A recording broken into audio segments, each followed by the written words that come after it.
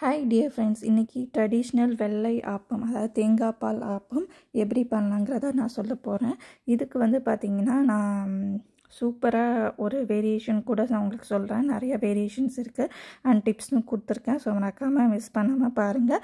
அதுக்கு முன்னாடி நீங்கள் சப்ஸ்கிரிப்ஷன் பண்ணலன்னா சப்ஸ்கிரைப் பண்ணிவிட்டு அப்புறம் என்னோடய வீடியோஸ் எல்லாம் பாருங்கள். அது எனக்கு ரொம்பவே ஹெல்ப்ஃபுல்லாக இருக்கும். ஸோ இப்போ வந்து பார்த்திங்கன்னா நான் ட்ரெடிஷ்னலாக பார்த்திங்கன்னா புழுங்கல் அரிசியில் தான் செய்வாங்க ஆப்பம். ஸோ நான் வந்து எடுத்திருக்கேன்னா இட்லி அரிசியும் புழுங்கல் அரிசி தான். ஸோ அதனால் வந்து பார்த்திங்கன்னா இட்லி ரைஸில் யூஸ் பண்ணியிருக்கேன். நீங்கள் வந்து சாப்பாடு புழுங்கல் அரிசியும் இதுக்கு பதிலாக போட்டுக்கலாம். ஸோ 1 கப் வந்து இட்லி ரைஸு, 1 கப் வந்து பச்சரிசி போட்டிருக்கேன், 2 டீஸ்பூன் உளுந்தப்பருப்பு, அதுக்கப்புறம் 1/4 டீஸ்பூன் வெந்தயம். இதுதான் வந்து ஆக்சுவல் இன்க்ரீடியன்ட்ஸ்ங்க. சூப்பராக வரும். நிறைய பேர் வந்து 1/4 கப்பு உளுந்து சேர்ப்பாங்க. அது வந்து பார்த்திங்கன்னா உங்களுக்கு இட்லி மாவு டேஸ்ட்டு இல்லை தோசை மாவு டேஸ்ட் தான் வரும். ஆப்பம் டேஸ்ட்டு வரணுன்னா இந்த அளவுக்கு உளுந்து தான் போடணும், நிறையா சேர்க்கக்கூடாது. ஸோ டோட்டலாக வந்து 1 cup idli rice, 1 cup rice, 2 teaspoon உளுந்தப்பருப்பு, 1/4 டீஸ்பூன் வெந்தயம், இந்த அளவுக்கு நான் வந்து சேர்த்துருக்கேன். இது எல்லாமே வந்து நல்லா ஒரு 3 டைம் நல்லா கழுவிட்டு நல்ல தண்ணியில் இது மாதிரி ஒரு 5 மணி நேரம் ஊற வச்சு எடுத்துக்கலாம். எப்போதுமே ஆப்பம் வந்து கிரைண்டரில் அரைச்சி பாருங்கள், சூப்பர் சாஃப்டாக வரும். எதுவுமே ஈஸ்ட்டோ பேக்கிங் சோடாவோ சேர்க்கவே தேவையில்லை. ஸோ இது வந்து பார்த்திங்கன்னா, ஆனால் நான் இன்றைக்கி வந்து பேக்கிங் சோடா சேர்த்தும் உங்களுக்கு செஞ்சு காமிக்க போகிறேன், சேர்க்காமையும் செஞ்சு காமிக்க போகிறேன். ஸோ உங்களுக்கு வந்து எந்த டிஃப்ரென்ஸும் தெரியாது. ஸோ ஏன்னா வந்து நம்ம இதெல்லாம் பேக்கிங் சோடா சேர்த்து தான் பண்ணணும்னு அவசியம் கிடையாது, அது சேர்க்காமலையும் பண்ணலாங்கிறது தான் இன்றைக்கி காமிக்க போகிறேன். ஸோ இப்போ வந்து 5 மணி நேரம் நல்லா ஊறிடுச்சு. இப்போ நான் தண்ணி மட்டும் தனியாக ஒரு கிளாஸ் பவுலில் எடுத்துக்கிறேன். கிளாஸ் பவுலில் தான் எடுக்கணும் இல்லை, எந்த பவுலில் வேணால் எடுத்துக்கலாம். இப்போ நம்ம கிரைண்டரை நம்ம வந்து ஆன் பண்ணிடலாம். நான் வந்து ரெகுலராக நம்ம வந்து அரிசி அரைப்போம் இல்லையா இட்லி மாவுக்கு, ஸோ அந்த அளவு டைமிங் செஷனில் வச்சு அரைச்சி எடுத்துடலாம். எல்லாமே ஒன்றாவே போட்டு அரைக்கலாம். நான் வந்து ஒரு 25 நிமிஷம் இதை வந்து அரைச்சி எடுத்துக்க போகிறேன். எந்த அளவு திக்னஸில் அரைக்கணும்னு பார்த்திங்கன்னா கொஞ்சமாக தண்ணி சேர்த்தா போதும். திக்னஸ் வந்து பார்த்திங்கன்னா இட்லி அரிசி மாவுக்கும் இட்லி மாவுக்கும் தோசை மாவுக்கும் நடுவில் இருக்கணும். அதோட திக்னஸ் வந்து அந்த அளவுக்கு இருக்கணும். ஸோ அந்த அளவுக்கு நம்ம வந்து அரைச்சி எடுத்துக்க போகிறோம். லாஸ்ட்டு 10 நிமிஷத்தில் பார்த்திங்கன்னா இப்போ வந்து இன்னொரு டைமரில் காமிச்சிட்டு இருக்க லாஸ்ட் 10 மினிட்ஸ் இருக்குது. நீங்கள் டைமர் ஆப்ஷன் இல்லைன்னா நீங்கள் கணக்கு கிளாக் வச்சு கூட நீங்கள் வந்து இதை உப்பு வந்து சேர்க்கலாம். லாஸ்ட்டு 10 நிமிஷத்தில் நம்ம வந்து உப்பு சேர்க்க போகிறோம். இதுக்கு வந்து எவ்வளோ உப்பு சேர்க்கணுன்னா ஒரு 1.5 டீஸ்பூன் உப்பு சேர்க்கணும். அதுவும் தலை தட்டிட்டு நீங்கள் சேர்த்துக்கோங்க, கரெக்டாக இருக்கும். ஸோ இதுக்கு மேலே உப்பு சேர்க்க வேணாம். நான் வந்து கல்லுப்பு தான் சேர்க்குறேன். கல்லுப்பு வந்து 1.5 டீஸ்பூன் அளவு சேர்த்துக்கிறேன். ஸோ லாஸ்ட் 10 நிமிஷத்தில் இதை சேர்த்துட்டு மறுபடியும் அரைச்சி எடுத்துக்கலாம். அரைச்சி எடுக்கும்போது உங்களுக்கு உப்பு வந்து பார்த்திங்கன்னா நல்லா மாவோட ஒன்றோட மிக்ஸ் ஆகிடும். அடுத்த முறை மிக்சியில் ஆட்டுறதுக்கான ஆப்ப மாவு ரெசிபி இன்னொரு நாள் நான் உங்களுக்கு போடுறேன். ஸோ மிக்சியில் போடும்போது இன்னுமே கவனமாக போடணும், ஏன்னா அது சீக்கிரமாக புளிச்சும் வராது, சாஃப்டாகவும் வராது. அதனால் வந்து பார்த்திங்கன்னா மிக்சியில் சேர்க்க வேண்டிய இன்க்ரீடியன்ஸ் கொஞ்சம் டிஃப்ரெண்ட்டாக இருக்கும். அது வந்து நான் அடுத்த வீடியோவில் சொல்கிறேன். இப்போ வந்து கிரைண்டரில் நம்ம இதை அரைச்சி எடுத்தாச்சு. நல்லா இந்த அளவு திக்னஸ் இருக்குது பாருங்கள். ஸோ இந்த அளவுக்கு நம்ம அரைச்சி எடுத்தாச்சு. இப்போ நான் வந்து இது ஒரு பாத்திரத்தில் மாற்றி எடுத்துக்கலாம். நாம் வந்து இந்த ட்ரெடிஷ்னல் அரிசி வச்சு செய்யும்போது இந்த ஆப்பம் வந்து ரொம்ப டேஸ்ட்டாக இருக்குங்க. அதனால் புழுங்கல் அரிசி தான் மெயின். அது வந்து இட்லி அரிசி புழுங்கல் அரிசியாகவும் இருக்கலாம், இல்லை சாப்பாடு புழுங்கல் அரிசியாகவும் இருக்கலாம், எது வேணாலும் பண்ணலாம். கண்டிப்பாக வந்து சூப்பராக வரும். ஸோ இப்போ வந்து பார்த்திங்கன்னா நம்ம இது பாத்திரத்தில் மாற்றியாச்சுங்களா. ஸோ இது வந்து கையில் போட்டு மிக்ஸ் பண்ணணுன்னு அவசியம் இல்லை. நான் உங்களுக்கு கன்சிஸ்டன்சி மட்டும் காமிக்கிறேன் பாருங்கள். இந்த அளவுக்கு திக்னஸ் இருக்குது. ஸோ இந்த அளவுக்கு திக்னஸ் இருக்கணும். ரொம்பவும் திக்காகிடக்கூடாது, ரொம்பவும் லூஸாகவும் இருக்கக்கூடாது.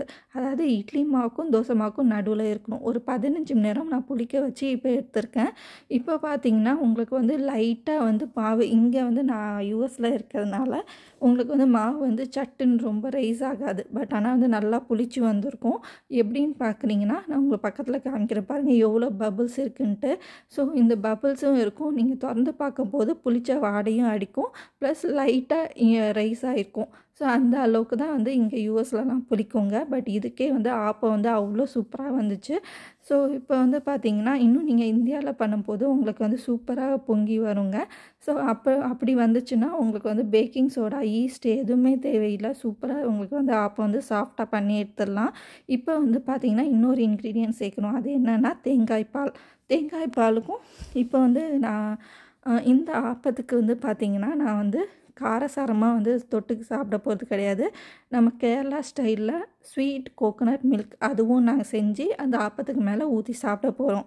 ஸோ அதுக்கும் வந்து தேங்காய் பால் தேவைப்படும். இப்போ இந்த மாவுக்கும் பார்த்திங்கன்னா நம்ம எந்த அரிசி கப்பில் மெஷர் பண்ணோமோ அந்த அளவுக்கு 1 கப் நம்ம வந்து தேங்காய் பால் ரெடி பண்ணணும். ஸோ இப்போ ஃபஸ்ட்டு நம்ம மாவுக்கான தேங்காய் பாலை நம்ம வந்து ரெடி பண்ணிக்கலாம். அதுக்கு வந்து பார்த்திங்கன்னா லூக்வார்ம் வாட்டர் எடுத்துக்கணும். நான் வந்து இது கெட்டிலில் சுடு தண்ணி வச்சுருக்கேன். இப்போ வந்து கொஞ்சம் பச்சை தண்ணியும் சுடு தண்ணியும் ரெண்டையும் கொஞ்சம் மிக்ஸ் பண்ணிங்கன்னா உங்களுக்கு லூக்வார்ம் வாட்டர் கிடைக்கும். லூக்வார்ம் வாட்டர்னால் கை பொறுக்கிற அளவு சுடு தண்ணி அந்த அளவுக்கு இருக்கணும். ஸோ அப்போ தான் நம்ம வந்து மிக்ஸி ஜாரில் ஊற்றி அரைக்க முடியும் இல்லையா. ஸோ இப்போ வந்து ஒரு 1/4 கப்பு தேங்காய் எடுத்துகிட்டு கொஞ்சமாக தண்ணி சேர்த்துட்டு நம்ம வந்து அரைச்சி எடுத்துகிட்டு வந்துக்கலாம். ஒரு 1/2 கப்பு தண்ணி ஃபஸ்ட்டு சேர்த்துக்கோங்க லூக்வார்ம் வாட்டரு.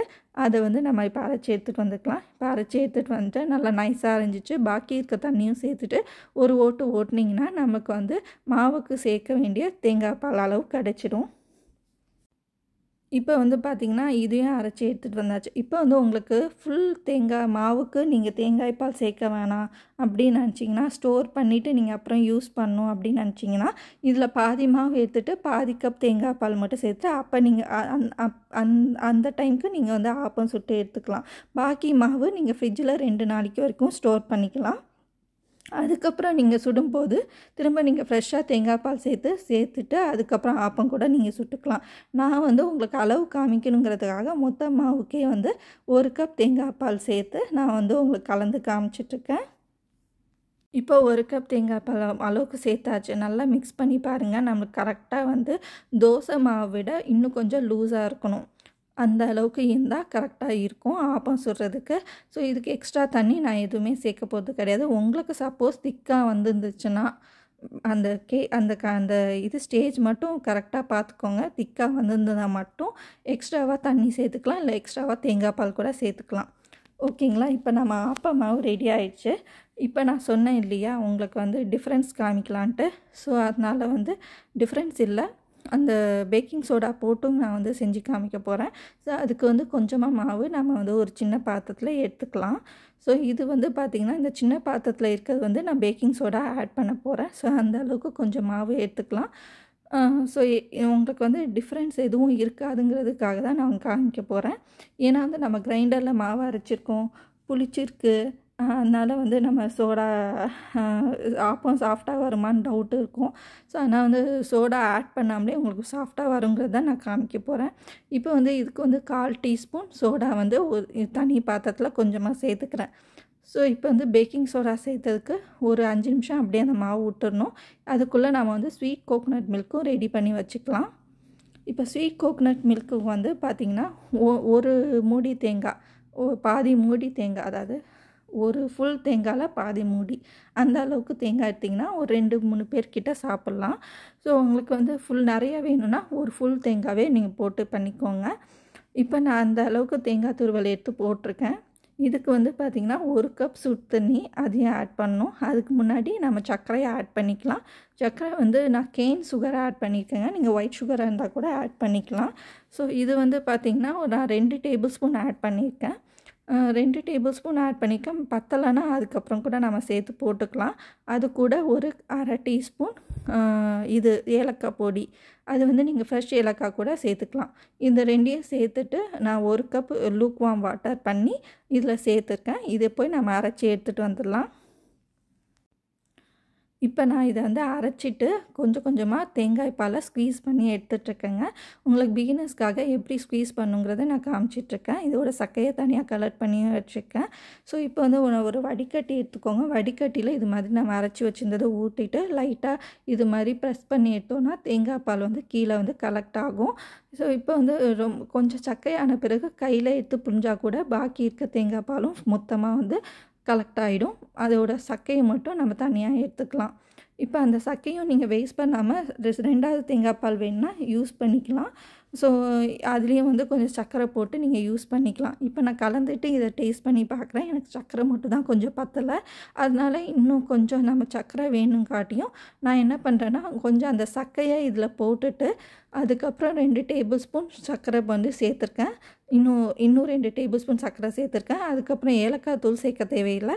ஸோ இதை மட்டும் சேர்த்துட்டு ஒரு 1/2 கப்பு லூக்வார்ம் வாட்டர் அது சேர்த்துட்டு அதுக்கப்புறம் வந்து நம்ம மிக்சியில் அரைச்சிட்டு திரும்பவும் அந்த அந்த அந்த சக்கையை நம்ம பிழிஞ்சு எடுத்தோன்னா நம்மளுக்கு வந்து சுகர் வந்து டேஸ்ட் வந்து கரெக்டாக வந்துடும்.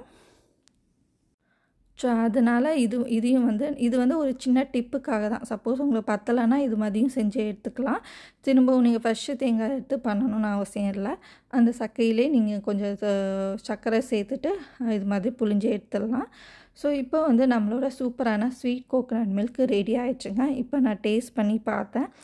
ரொம்ப ஸ்வீட்டாக, அதாவது ரொம்ப ஸ்வீட்டாக இருக்கக்கூடாது, ஓரளவுக்கு ஒரு பாயிண்ட் அளவு ஸ்வீட்டராக இருக்கணும். அப்போ தான் நீங்கள் ஆப்பத்துக்கு மேலே ஊறி நீங்கள் சாப்பிடும்போது கரெக்டாக இருக்கும். அதுக்காக வந்து அநியாயத்துக்கு ஸ்வீட்டராகவும் இருக்கக்கூடாது. அதனால் மொத்தமாக 4 டேபிள் ஸ்பூன் ஒரு அரை மூடி தேங்காய்க்கு நான் போட்டிருக்கேன் கணக்கு வந்து.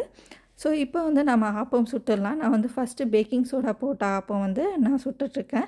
ஃபஸ்ட்டு ஆப்பச்சட்டியை எண்ணெய் போட்டு க்ரீஸ் பண்ணிக்கோங்க. நல்லா மீடியம் ஃப்ளேமில் நல்லா ஆப்பச்சட்டி சூடான பிறகு இது மாதிரி 1/2 கரண்டி போட்டு சுற்றி விட்டிங்கன்னா ஆப்பம் வந்து ரெடி நல்லா வந்து ஸ்ப்ரெட் ஆகிடும். அதுக்கப்புறம் மூடி போட்டு ஒரு 3 நிமிஷம் குக் பண்ணிங்கன்னா சூப்பராக வந்து ஆப்பம் வந்து ரெடி ஆகிடும். சப்போஸ் உங்களுக்கு வந்து கிறிஸ்பியாக வேணும் அப்படின்னு நினச்சிங்கன்னா இன்னுமே வந்து ஆப்பச்சட்டியை நல்லா சூடு பண்ணி எடுத்துக்கோங்க. எனக்கு வந்து பார்த்திங்கன்னா சாஃப்டான அந்த கேரளா ஆப்பம் மாதிரி வெள்ளை ஆப்பமாக இருந்துச்சுன்னா எனக்கு ரொம்ப பிடிக்கும். ஸோ அதனால் நான் அது மாதிரி சுட்டு எடுத்துக்கிறேன். பேக்கிங் சோடாவில் பண்ண ஆப்பம் வந்து தனியாக எடுத்துட்டேன். இப்போ வந்து பேக்கிங் சோடா போடாத ஆப்பம் வந்து நான் சுட்டு காமிச்சிட்ருக்கேன். இதுவும் அதே மாதிரி நம்ம வந்து 1.25 கரண்டி இல்லைனா 2 கரண்டி மாவு கூட நீங்கள் போட்டு பண்ணலாம். நடுவில் கொஞ்சம் திக்காக இருக்கணும். இது வந்து பேக்கிங் சோடா ஆப்பம். இதுவுமே சாஃப்டாக வந்துச்சு. அண்ட் பேக்கிங் சோடா போடாததும் ரொம்ப சாஃப்டாக வந்துச்சுங்க. ஸோ அதனால் நீங்கள் வந்து அதை போட்டு பண்ணணும்னு அவசியம் இல்லை. ரெண்டுமே வந்து ஈக்குவலாக சாஃப்டாக வந்திருக்கு. ஸோ இப்போ வந்து எல்லா ஆப்பமும் நான் சுட்டு முடிச்சிட்டேங்க. இது வந்து பேக்கிங் சோடா ஆப்பம், இது வந்து நார்மல் ஆப்பம். ஸோ இது ரெண்டுமே வந்து ஈக்குவலாக சாஃப்டாக எனக்கு வந்திருக்குங்க. அதனால் நீங்கள் வந்து ஒரு ஈஸ்டோ சோடாவோ போட்டு பண்ணணும்னு அவசியம் இல்லை. ஒன்லி நீங்கள் மிக்சியில் அரைக்கும் போது தான் உங்களுக்கு அது ரெண்டும் தேவைப்படும். இல்லை பண்ணாமலேயும் நான் எப்படி பண்ணலாங்கிறத நான் உங்களுக்கு அடுத்த வீடியோவில் போடுறேன். ஸோ இப்போ வந்து நம்ம டேஸ்டிங் செஷன் போயிடலாம். இதுக்கு வந்து காரசாரமாக நீங்கள் வந்து மட்டன் பாயா இல்லை குருமா இல்லை அது மாதிரி கூட நீங்கள் வச்சு சாப்பிட்லாம். நான் வந்து எனக்கு வந்து பார்த்திங்கன்னா கேரளா ட்ரெடிஷனில் எனக்கு இந்த தேங்காய் பால் ஸ்வீட்டு தேங்காய் பால் வந்து சேர்த்து போட்டு சாப்பிட்ணுன்னா எனக்கு ரொம்ப பிடிக்கும். ஸோ இதை ஊற்றிட்டு நம்ம 1 நிமிஷம் அப்படியே ஊற வச்சிடலாம். ஆப்பம் எப்பொழுதுமே வந்து சூடாக சாப்பிடுங்க. சூடாக இருக்கும்போதே நீங்கள் அந்த தேங்காய் பால் ஊற்றிட்டிங்கன்னா டக்குன்னு ஊறிடும். நீங்கள் டக்குன்னு சாப்பிட்றலாம். எனக்கு வந்து பார்த்திங்கன்னா வெயிட் பண்ணவே இல்லை. நான் டக்குன்னு எடுத்து சாப்பிட்டுங்க. ரொம்ப டேஸ்ட்டாக சுவையாக சாஃப்டாக சூப்பராக இருந்துச்சு. கண்டிப்பாக நீங்கள் இந்த ட்ரெடிஷ்னல் வெள்ளை ஆப்பம் அதாவது தேங்காய் பால் ஆப்பம் நீங்கள் ட்ரை பண்ணி பாருங்கள். நான் அடுத்த முறை உங்களுக்கு வெல்லமில் கலந்த ஆப்பம் எப்படி சொல்லாங்கிறதையும் காமிக்கிறேன். ப்ளஸ் மிக்சியில் அரைக்கிற ஆப்பமும் நான் உங்களுக்கு காமிக்கிறேன். தேங்க்யூ. இன்னொரு வீடியோவில் பார்க்கலாம்.